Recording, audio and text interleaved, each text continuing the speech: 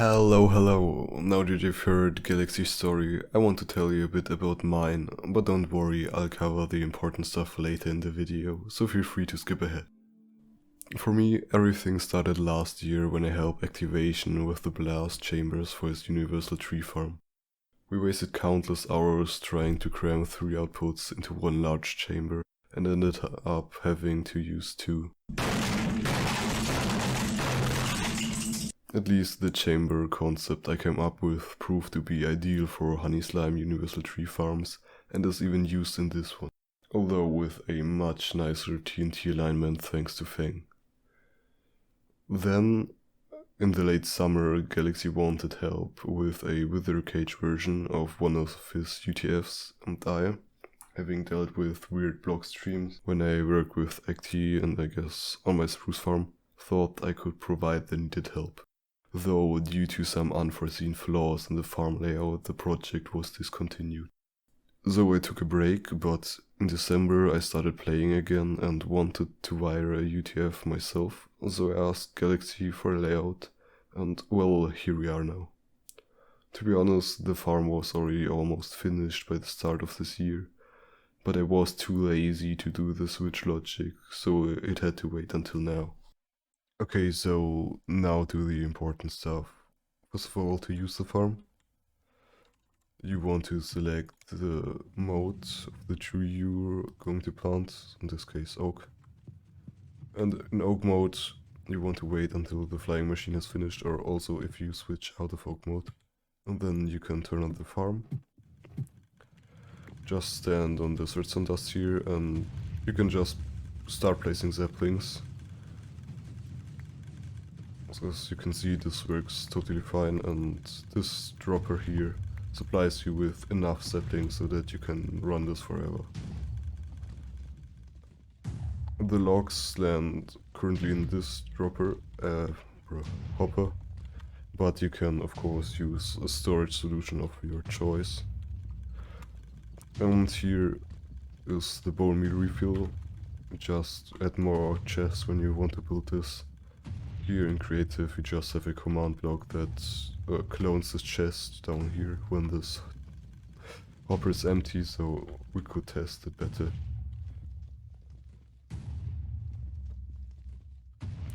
Also, if you use this farm, you don't want to plant the wrong sapling, the wrong mode. First of all, every mode is basically optimized for the tree.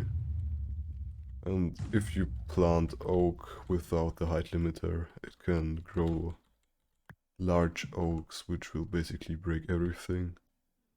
And also, if you really want to break the farm, you can just plant azaleas or mangrove trees. It will absolutely destroy the core.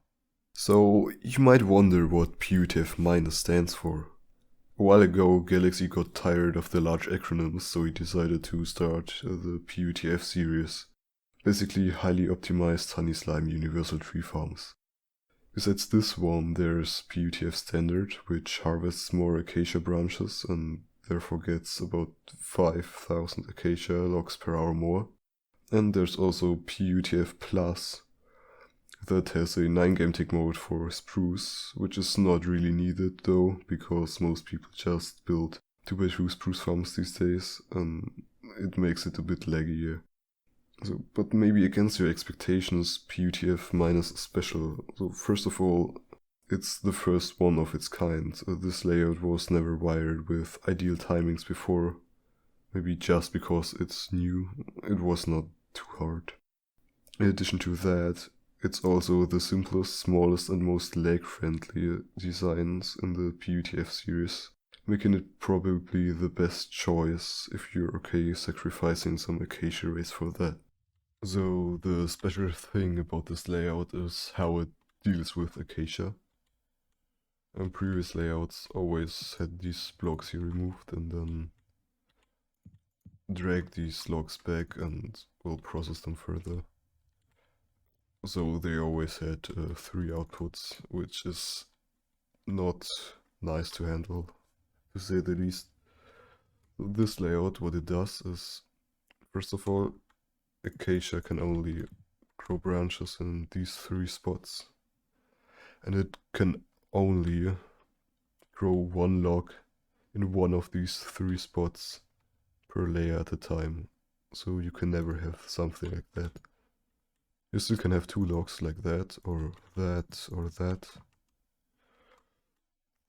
But it deals with that by, in this case, it just pushes it over first, like that. Then this here pushes this out, and this here pushes this over again. If you have 2 logs like that, they just both get pushed out by this double piston extender. And if you have them like this gets pushed out and this gets pushed over.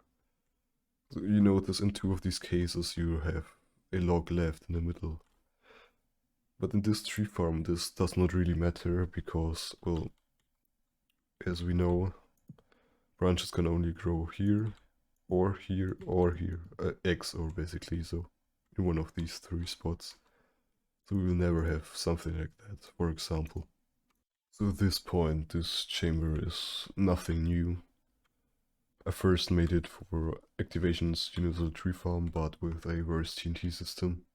This one here was made by Fang. It just lets the TNT drop down and then this piston pushes it over. And the water and the trapdoor and the end will do the rest for the alignment. It's much like friendly and simpler than what I did. So the way it works is it drops 2 TNT to blow up a 8-high column, which is very practical for universal tree farms. And it also makes use of the trick that when you surround TNT with obsidian like this, it can still blow up blocks here because the rays go through the corner. But it only deals 1 damage to items, which makes this chamber even possible. Because if this was not the case, the second TNT would just blow all the items up. So these chambers are therefore also very, very efficient. Not as efficient as 4-high chambers, but still very good. If you might seen that items land on here, I think you can just place a notebook here and the observer here. It should still work fine. But other than that, I've not measured very many items getting blown up. So you can do that with carpet, what, Tisadon or whatever. It's really, really good. So some other things. Oh, whoops. This push limit detector has an additional piston here, which basically makes this work without anything else in oak mode. So oak can grow at GameTech 4 or something, and then it can happen that this piston here detected, so it pushed this out. Then this piston pushes it over at GameTech 3. So when this piston here gets powered, it thinks it can't extend and does not get the update through this piston which is extending. But for some reason, these pistons to the side update those at the right moment. So yeah, it just updates this piston and can extend. Yeah, it works just like that. Some other things,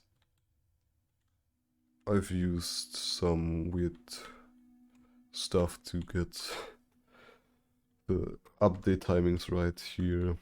I needed to update this one. Sometimes at GameTech 0, basically directly after the tree grew, sometimes at 3 game ticks after that. So I have this notebook here and the rail here. And it updates it here. I have an observer and the rail. So if this piston is extended because it's powered through the torch here, this piston gets updated 2 game ticks after a tree grows. That is to make sure we don't have to deal with any annoying stuff, so that these logs here don't get pulled by the main double piston extender.